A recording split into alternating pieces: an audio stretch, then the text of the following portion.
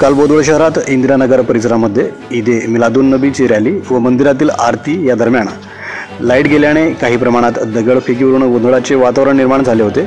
सदर घटनेचे वृत्त हाहाकारत संपूर्ण शहरात पसरले। यावेळी तात्काळ शहरात शांतता अबाधित राहावी म्हणून बोदवड शहराचे पोलीस निरीक्षक अरविंदजी भोळे यांनी आपल्या टीमसह घटनास्थळी धाव घेत परिस्थिती नियंत्रणात आणली।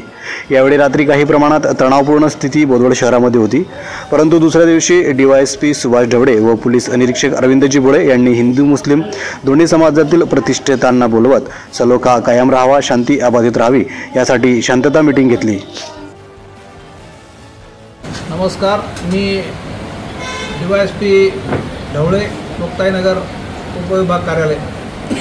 काल संध्याकाळी 7:30-8 वाजण्याच्या दरम्यान इंदिरानगर परिसरामध्ये हिंदू बांधवांची शंकराची आरती होती सोमवार असल्यामुळे, आणि मुस्लिम बंधूंच्या ईद ए मिलादची मिरवणूक होती, आणि त्याचवेळी थोडा वेळाकरता तिथे लाईट ट्रिप झाली होती, लाईट गेली होती, त्यामुळे थोडीशी अफवा पसरली होती आणि थोडंसं गोंधळाचं वातावरण त्या ठिकाणी निर्माण झालं होतं।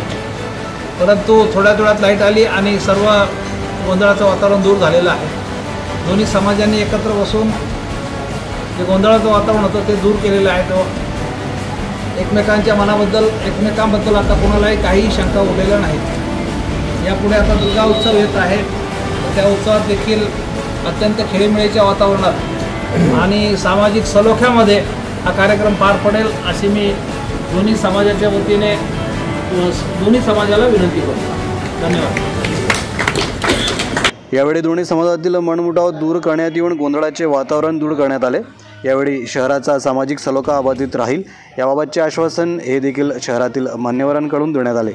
सदरच्या वेळी बोदवड शहराचे नगराध्यक्ष आनंद काका पाटील, नगरसेवक दिनेश भाऊ माडी, नगरसेवक हर्षलभाऊ बडगुजर, नगरसेवक हाजी सईददादा भगवान, नगरसेवक जफर शेख, रफिक मण्यार, मोहम्मद मण्यार, नजमुद्दीन मेंबर, जफीर मण्यार, कलीम शेख, सलीम बेग, हाजी इस्माईल शेख, अमीन टेलर यांची उपस्थिती होती।